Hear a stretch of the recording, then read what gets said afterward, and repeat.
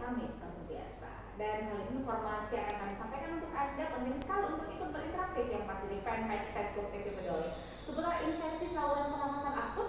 Dan sudah hadir di studio bersama saya ini cantik sekali ya, ada Ibu pelaksana tugas Kepala Dinas Kesehatan Kota Parepare, Ibu Dr. Haji Halwatia MKes MM. Selamat pagi Ibu. Selamat pagi. Manis sekali hari ini, aduh.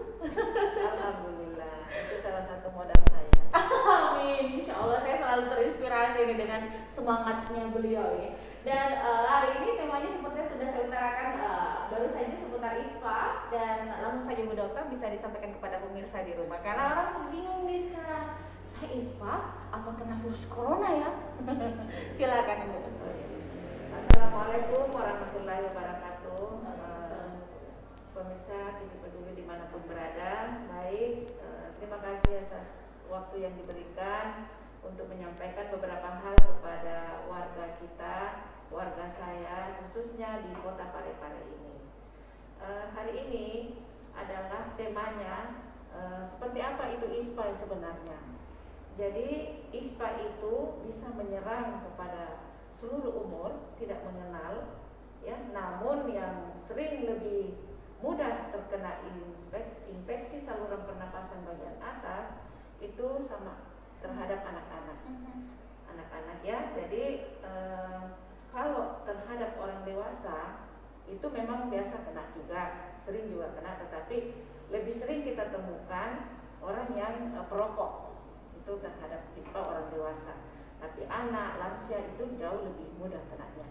Nah, ISPA itu penyebabnya hampir sama dengan yang dikatakan dengan sekarang ini yang lagi tren ya, virus corona itu.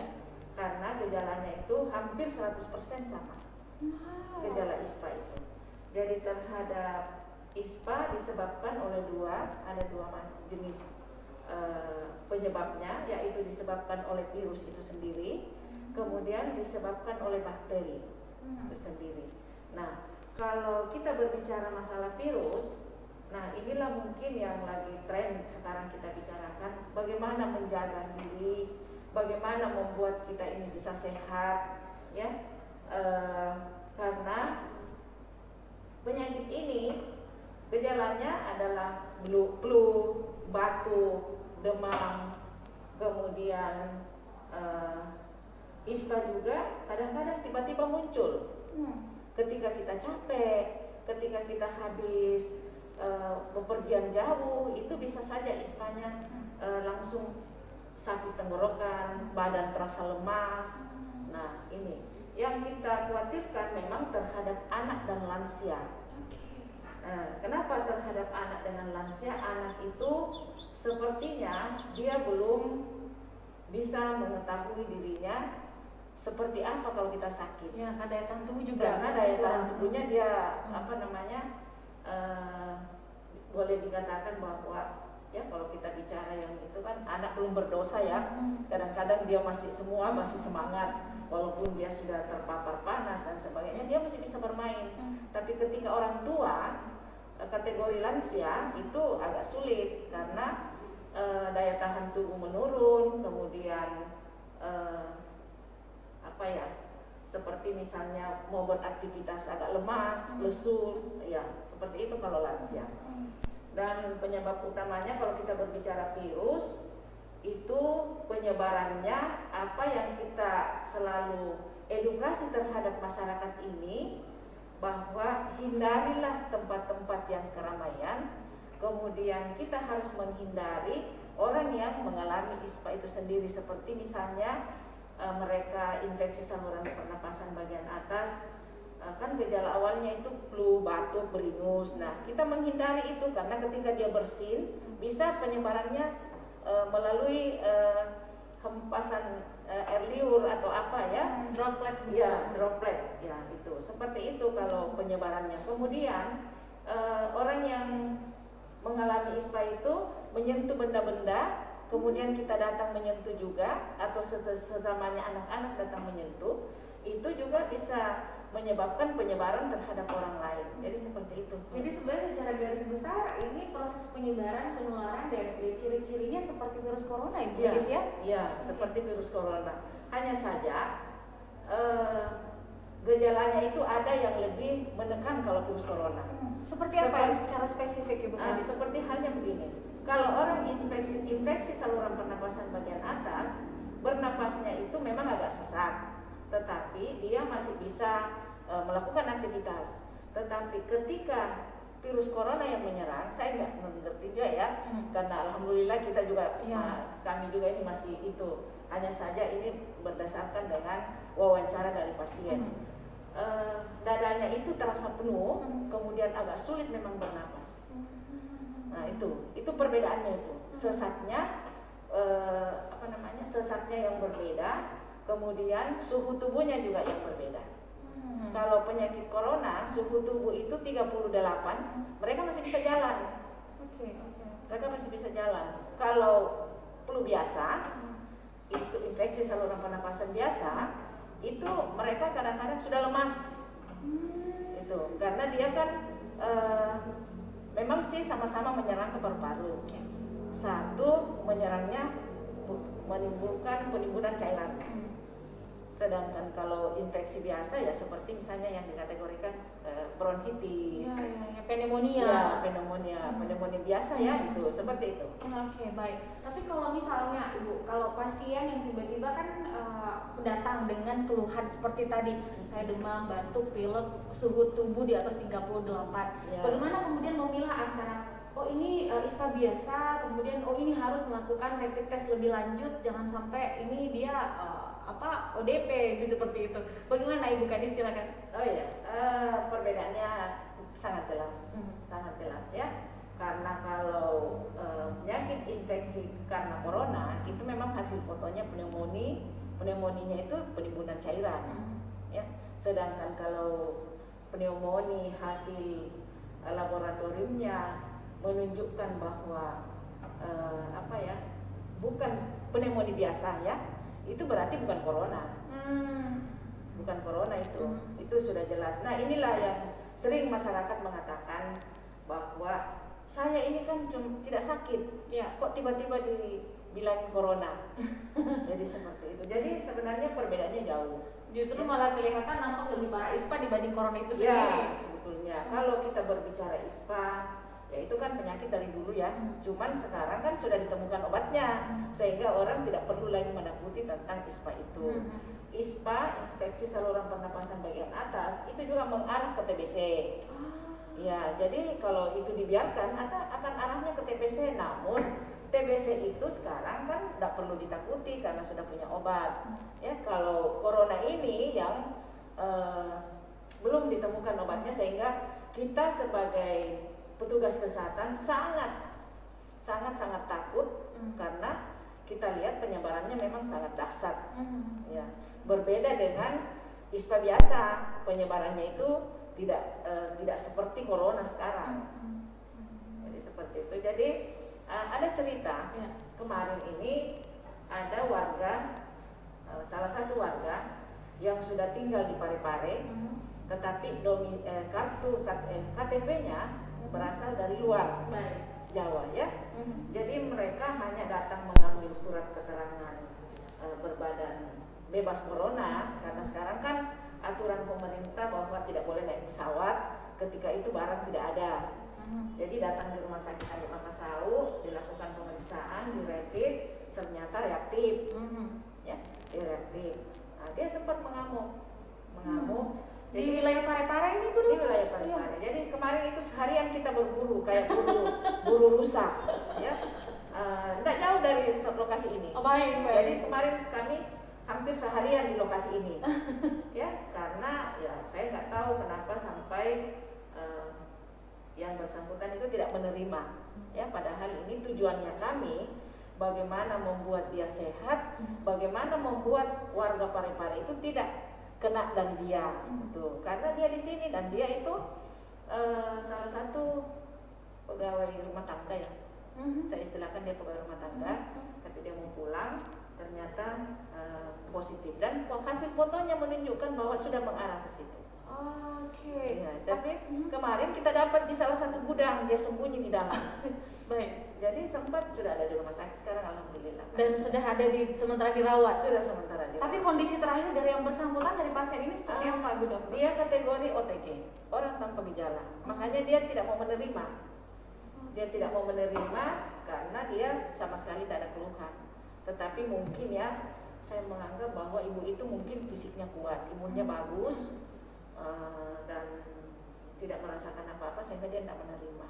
Tapi kasihan ada anak kecilnya, umur perkiraan saya belum sampai 3 tahun. Si kecil, dan dia itu positif juga. Oke, tapi anaknya saat ini juga sementara dirawat? Sementara dirawat. Dua-duanya dirawat? Tiga-tiganya, karena anaknya 2, tapi anaknya yang 1 itu mungkin ya imunnya masih bagus ya.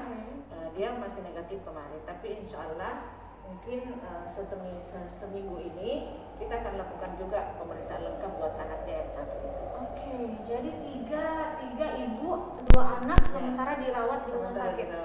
Wih, saya sih apresiasi dengan teman-teman dari dinas kesehatan ibu, terutama yang maksudnya benar-benar mencari sampai dapat, karena jangan sampai ini yang menjadi keret dan menyebarluaskan kemana-mana seperti itu. Tapi akhirnya situasi emosinya juga psikologisnya sudah mulai tenang? Gimana? Sudah mulai tenang ya. Kita berusaha untuk tenangkan. Ada ibu camat kemarin, ada dari Babinsa juga ikut sama-sama kita untuk bagaimana menenangkan. Akhirnya kita jemput dengan call center kemarin. Alhamdulillah. Nah, jadi saya pun juga apresiasi buat Ibu Camat ya, Ibu Camat Pacu Kiki Barat. Baik ya. Karena saya sudah meninggalkan tempat.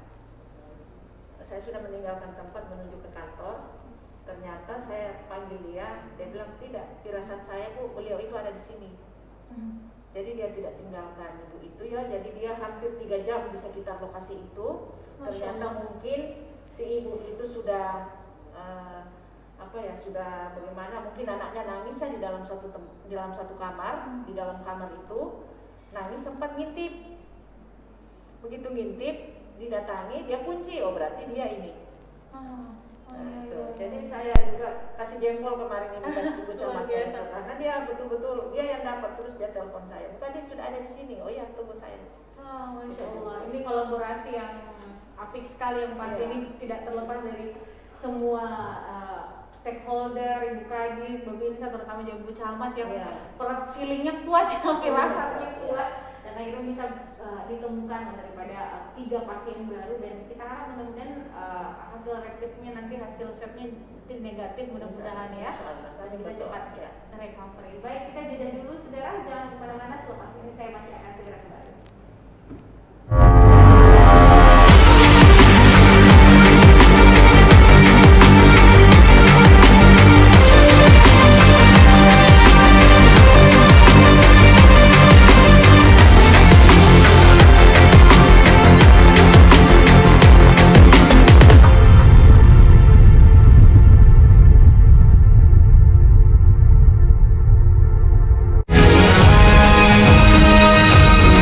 Assalamualaikum warahmatullahi wabarakatuh. Saya Harmanikam, Suradi Sugierto, saya Trianti Sulaiman, saya Uswatun Hasanah, hadir di layar televisi Anda dengan suguhan informasi yang telah dirangkum tim redaksi kami. Kita mulai news update selengkapnya.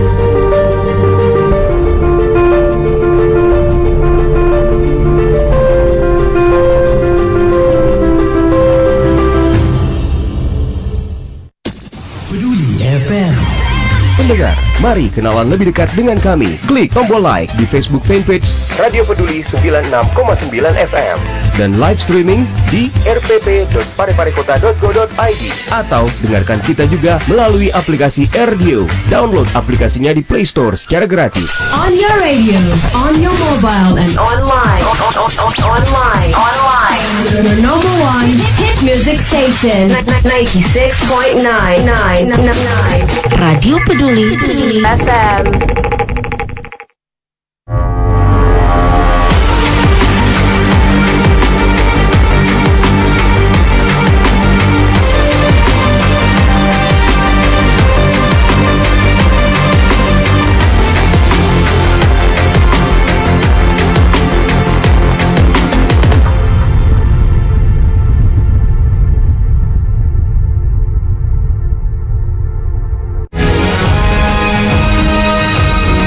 Assalamualaikum warahmatullahi wabarakatuh. Saya Harmanikam. Saya Sugiarto. Saya Trianti Sulaiman. Saya Uswatun Hasanah. Hadir di layar televisi Anda dengan suguhan informasi yang telah dirangkum tim redaksi kami.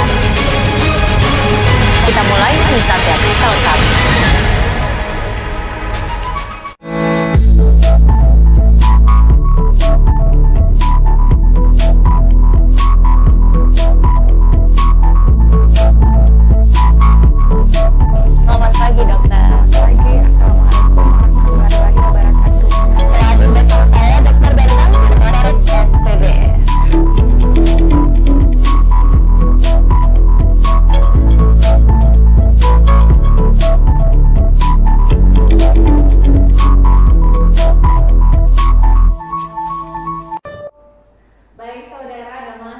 bersama kami di TV Peduli, dan ini sebenarnya pembicaraan kita tentang ISPA itu sendiri, tapi tidak ada salahnya mungkin seperti ini, menyampaikan aspirasi pemirsa di rumah. Ibu Kadis mohon petunjuk, kalau seumpama saya merasa ada gejala seperti itu, apakah saya bisa melakukan rapid test secara mandiri atau bagaimana? Mohon petunjuk Ibu Kadis. Oh ya, jadi seperti ini, kalau melakukan rapid test secara mandiri itu boleh-boleh saja, sah-sah saja. Cuman perlu mungkin kita lihat, karena pemeriksaan rapid test sendiri itu sebetulnya sangat mudah dilakukan ya. Jadi ketika kita melakukan mengambil darah, karena sama halnya dengan pemeriksaan HB, hemoglobin itu hanya menggunakan, ya taruhlah saya katakan setitik darah ya, kita masukkan ke dalam alat itu sendiri, kemudian kita tunggu. Karena juga hampir sama dengan pemeriksaan tes kehamilan. Oh, ya, tes pack begitu ya? Ya, jadi sebetulnya mungkin kedepannya itu bisa kami beli sendiri-sendiri. Kedepannya mungkin seperti itu ya. Karena kan ada alat untuk seperti halnya misalnya pemeriksaan kolesterol, kan hampir seperti itu modelnya. Cuman kondisi sekarang ya, karena adanya isu-isu yang kita sering dengar, kok bisa saya dibilang seperti ini, corona dan sebagainya, seperti apa itu, jadi saya rasa sah-sah saja ya, silakan saja kalau memang itu kita meyakini bahwa kita bisa. Dan mungkin kedepannya juga itu sudah dijual bebas, kedepannya seperti halnya dengan kolesterol, kan sudah seperti itu penyakit tes gula darah ya. Ke depan mungkin insya Allah sudah dijual secara bebas. Hanya saja mungkin karena bahannya kurang, kemudian pemakaiannya agak tinggi ya sekarang, sehingga masih sulit untuk didapatkan. Ya, jadi seperti itu. Oke, baik. Kemudian ini ada pertanyaan Yusuf, kemudian Ibu Kadis, bagaimana sampai diputuskan ada yang ikut wisata corona? ini mungkin mereka bertanya, kalau nggak bisa jualan di sini, wisata corona itu seperti apa pemodelannya itu? Bukan, mungkin pemirsa penasaran. Ya. Baik, pemirsa TV Peduli dimanapun berada, terkait dengan wisata corona, wisata COVID ya istilahnya. Nah, itu memang salah satu program pemerintah, bahwa kita lihat perkembangan kebanyakan imun turun itu karena stres. Oke, satu, karena stres, sehingga program pemerintah mungkin membawa warga untuk, karena sekarang kan sudah canggih istilahnya ya, kita juga sebetulnya istilahnya itu isolasi mandiri juga, cuman karena di hotel ya, penuh dengan hiburan, televisi apa dan sebagainya, terus mungkin ada disiapkan untuk olahraga, ya. Itu seperti itu kan kita berupaya untuk bagaimana meningkatkan imun seseorang. Jadi kita dari pare-pare ini kita tetap informasi sama pasien. Kalau mereka mau, kami akan wisatakan. Tapi kalau mereka menolak, kami pun juga tidak seperti itu. Tapi tetap kita mengedukasi karena di rumah sakit sini mungkin hanya sebatas melakukan penanganan, menghibur juga sih, ya. Tetapi sarana-sarana yang lain mungkin tidak ada, ya. Di hotel disiapkan kolam renang, disiapkan apa dan sebagainya, ya. Dan mereka merasa bahwa ya kita mungkin pernah tinggal di hotel, ya. Seperti itu perlakuannya. Oke. Nah itu berapa hari wisata COVID itu sendiri Bu Kadis? Sama programnya 2 minggu. 14 hari? 14 hari. Wah. Ya, itu gratis. Gratis. Untuk Jadi, sejauh ini sudah berapa pasien yang wisata COVID? baru 4. 4 orang. Iya. Kebetulan pasien tersebut itu pernah melakukan kunjungan menjenguk saudaranya di salah satu hotel yang terpapar COVID. Setelah pulang ke Pare-Pare 1 minggu kemudian, yaitu kena dia demam, sakit menelan. Dia ke rumah sakit 45 diperiksa, positif rapidnya. Nah, akhirnya dirujuk ke Andi Makassau. Nah, ternyata kita lakukan penelusuran, 1 keluarga kena. Total jumlah berapa orang? 4 orang. 4 orang. Jadi 1 rumah itu kena, tidak ada yang negatif, 1 rumah kena. Nah itu, jadi setelah kita dirawat di rumah sakit Andi Makassau, kita bujuk, kita sampaikan bahwa bagaimana mau wisata COVID. Mau, saudara saya ada di Makassar, jadi seperti itu. Jadi 4-4-nya ini wisata COVID? Wisata COVID, 1 keluarga. 1 keluarga, dan sini sudah berjalan berapa hari Ibu Kadis? Kalau saya tidak salah, sudah hari ke-5 kalau saya tidak salah. Hari ke-5? Ya. Wah, ini... Dan mereka itu, ada salah satu anaknya, itu dia sudah sebarkan ke FD bahwa wisata COVID itu nyaman ternyata. Iya, dia merasa nyaman. Oke. Gimana kali orang fasilitasnya sudah seperti di kapal pesiar seperti itu, jadi merasa tidak sakit karena perasaannya enak gitu. Ya. Jadi disiapkan kan, ya luar biasa juga sih pemerintah provinsi, ya karena menyiapkan di hotel Swissbell. Wow, Swissbell. Iya, Swissbell. Jadi ada lagi hotel itu yang kalau pasien kami di Pare-Pare itu di Swissbell. Oke, ya Swissbell sampai yang tidak tahu salah satu hotel bertaraf internasional ya untuk kawasan timur Indonesia. Baik, kita jeda dulu Bu Kadis, saya masih menantikan pertanyaan Anda di kesempatan ini. Tetaplah bersama kami di TV Peduli. Peduli FM. Pendengar, mari kenalan lebih dekat dengan kami. Klik tombol like di Facebook fanpage Radio Peduli 96,9 FM dan live streaming di rpp.pareparekota.go.id atau dengarkan kita juga melalui aplikasi RDio. Download aplikasinya di Play Store secara gratis. On your radio, on your mobile and online.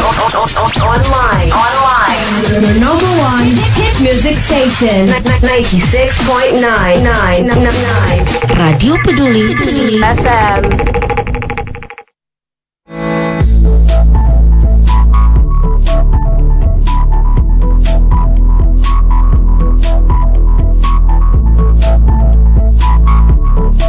Selamat pagi dokter. Pagi, assalamualaikum warahmatullahi wabarakatuh. Bersama saya Dokter Bentang dari SPB.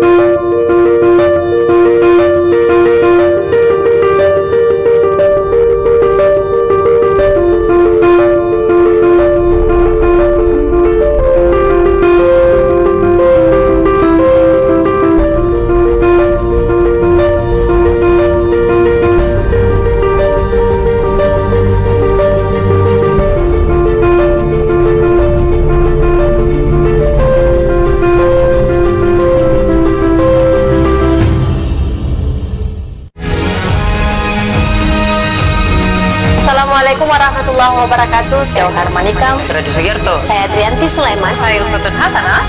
Hadir di layar televisi Anda dengan suguhan informasi yang telah dirangkum tim redaksi kami. Kita mulai news update selengkap. Baik saudara, terima kasih Anda masih setia terus bersama kami dan kita tiba di segmen terakhir bersama Ibu Kepala Dinas Kesehatan Kota Parepare, dan ini masih seputar ISPA dan pasti erat kaitannya dengan penyebaran COVID, dan ini juga penting untuk pemirsa di rumah. Di kesempatan ini kita simak dengan baik untuk mencerna informasi yang kita terima, terutama yang berseliweran di media sosial, bagaimana kita sikapi itu secara bijaksana. Ada yang ditanggapi soal itu, bukan? Silakan. Terima kasih. Jadi seperti yang kita dengarkan atau sering baca ya di medsos ya, terkait dengan adanya isu-isu yang mengatakan corona itu adalah salah satu bahan bisnis. Kalau kami dari tim medis, tim kesehatan itu sama sekali tidak menerima ya. Jadi saya pribadi keberatan kalau ada yang mengatakan hal ini adalah merupakan bisnis. Karena terus terang, apa yang kami lakukan itu dalam bentuk kewajaran, sesuai dengan protokol kesehatan yang kami lakukan.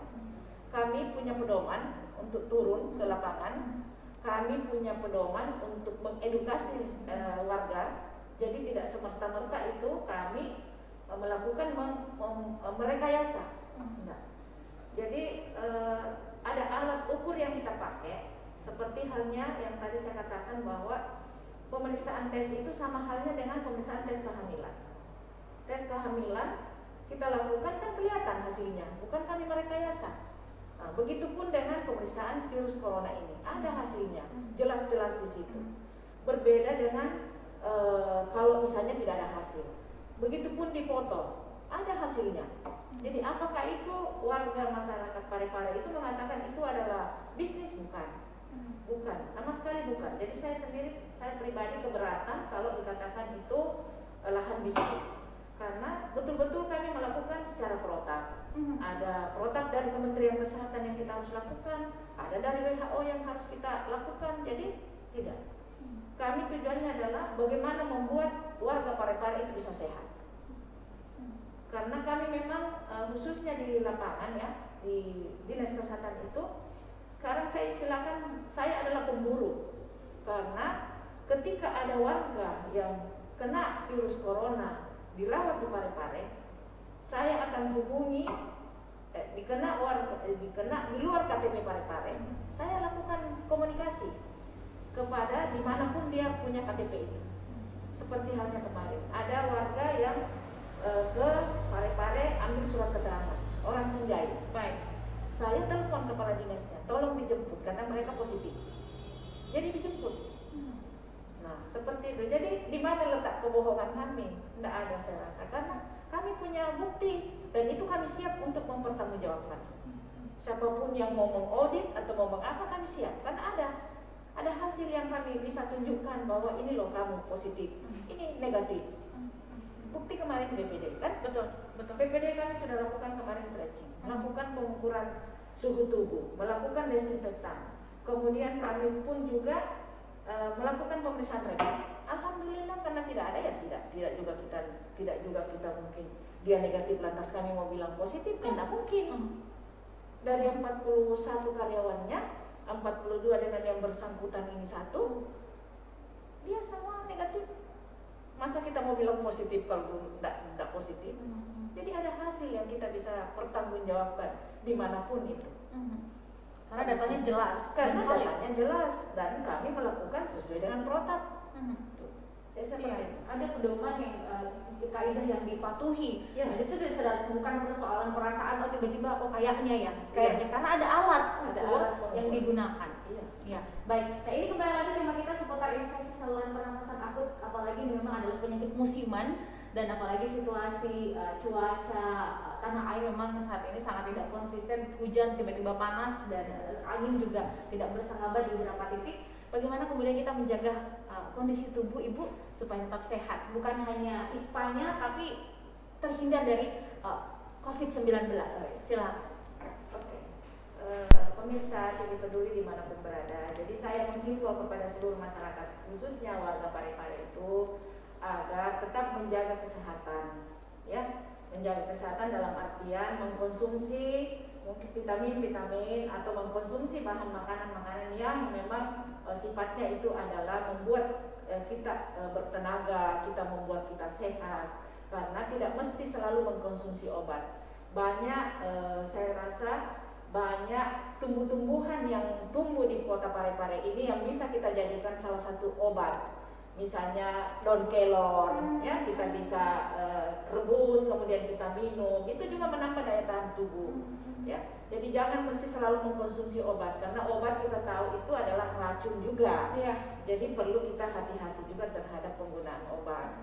Kemudian vitamin-vitamin juga itu tidak mesti semua orang bisa mengkonsumsinya. Misalnya ada gangguan di heparnya, ada gangguan di ususnya, tidak cocok dengan vitamin itu, saya rasa ya itu malah membuat satu penyakit. Jadi saya menghimbau kepada kita semua agar yang lebih baguslah kita mengkonsumsi yang sifatnya herbal mungkin, ya. Karena di Parepare saya sangat tahu banyak sekali obat yang tumbuh di mana-mana, daun salam, daun kelor dan sebagainya, itu semua adalah sumber makanan juga murah, buah-buahan banyak. Ya, betul. Kemudian sekarang karena kondisi cuaca yang tidak bersahabat, tentunya saya juga menghimbau bahwa kita harus menjaga diri. Kalau tidak perlu tidak usah keluar dan tetap menggunakan masker, karena ini sudah merupakan salah satu kewajiban untuk masyarakat ini tetap menggunakan masker. Dan ini kami sudah masuk di wilayah pertokoan, di tempat-tempat keramaian. Kami bekerja sama dengan kecamatan,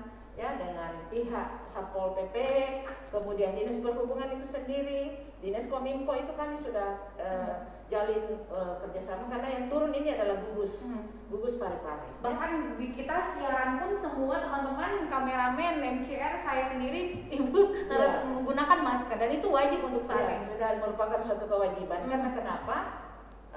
Sebetulnya kan banyak gunanya ini masker, menghindari percikan, ya, dari mana saja. Kemudian jangan lupa selalu mencuci tangan. Dimanapun kita berada, mau mengkonsumsi makanan, mau minum mau minum atau apa dan sebagainya, selalu mencuci tangan. Karena itulah yang terpenting untuk menjaga kesehatan tubuh kita. Baik, jadi penggunaan masker sebenarnya bukan hal yang perlu dipertanyakan, tapi justru harus menjadi bagian hidup yang dianggap itu kebutuhan. Kok pakai masker? Kayak gitu kan? Justru itu penting, apalagi Bu, bagaimana di terakhir, pertanyaan terakhir saya ini, bagaimana kita menyikapi new normal? Karena kemudian new normal tiba-tiba langsung kebablasan, sudah new normal, kumpul-kumpul yuk, makan yuk, rame-rame tidak pakai masker. Ada yang pakai masker malah ditanyakan, kenapa pakai masker? Kan sekarang sudah new normal. Silakan Ibu Kadis. Oke, terima kasih. Jadi seperti ini, kita menghadapi new normal itu memang kami dari tim kesehatan, ya, khususnya yang berada di dinas kesehatan, puskesmas, petugas surveillance dan sebagainya. Saya menganggap 2 minggu ini kami bekerja ekstra memang, ya, bekerja ekstra karena berupaya untuk memberikan pemahaman kepada warga kita, khususnya di Parepare ini, untuk, ya, untuk menjaga ini protokol kesehatan.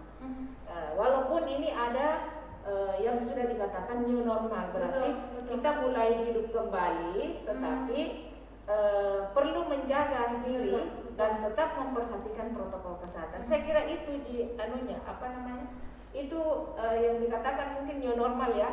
Karena apa yang kita lakukan tahun kemarin, bulan kemarin kan sama saja, cuma sekarang ada posisi menggunakan masker lebih diutamakan. Kemudian kita juga sering mencuci tangan. Kemudian kalau tidak terlalu perlu tidak usah keluar, hindari kerumunan seperti itu. Jadi kita ini dinas kesehatan ini bekerja ekstra, terus terang bekerja. Justru new normal ini tantangan baru. Tantangan baru karena kenapa?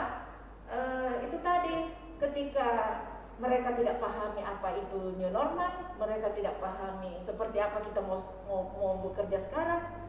Jadi itu memerlukan memang pekerjaan ekstra, karena tidak henti-hentinya kami melakukan edukasi terhadap warga masyarakat Parepare. Baik, ada lagi Bu? Cukup? Ya. Baik, terima kasih. Dan yang pasti saudara pemirsa, new normal justru harus membuat kita jauh lebih selektif. Ketika kita melihat, dia masih pakai masker, berarti dia masih menjaga dirinya dan menjaga diri Anda. Jadi saya pikir begitu, kita harus menyambut baik orang-orang yang masih menerapkan protokol kesehatan sebelum new normal itu berlaku. Karena dia paham betul bahwa justru serangan atau second wave attack ini justru kita harus antisipasi. Jangan sampai kita merasa new normal, semuanya bebas, semuanya dilonggarkan, malah kita mendapat serangan kedua yang jauh lebih mematikan. Nauzubillah min dzalik. Jauh lebih dahsyat. Betul, jauh lebih dahsyat bukan. Jadi kalau kita melihat teman-teman masih ada yang menggunakan masker di mana-mana, saya malah mau kasih penghargaan karena mereka masih menjaga dirinya, bukan cuma dirinya dan keluarganya, tapi juga orang lain. Jadi penggunaan masker untuk orang-orang, terutama kami di studio saat ini semuanya masih menggunakan masker. Karena kenapa? Kami masih menjunjung tinggi protokol kesehatan, bukan hanya bagi kami, tapi orang-orang di sekitar kami. Sayang diri Anda, tapi lebih sayang lagi sama orang lain. Insya Allah kita semuanya bisa mendapatkan keberkahan ya di sisi Tuhan yang Maha Kuasa. Saya pamit, terima kasih sekali lagi Bu Kades, selamat bertugas. Dan semoga hasil daripada tempat tadi yang 3 orang ini ibu dan anaknya negatif ya, dan semuanya bisa segera sembuh dan yang ikut wisata bisa cepat pulang. Baik, saya pamit saudara. Assalamualaikum warahmatullahi wabarakatuh. Dan jika tidak terlalu penting, sebaiknya di rumah saja. Sampai jumpa.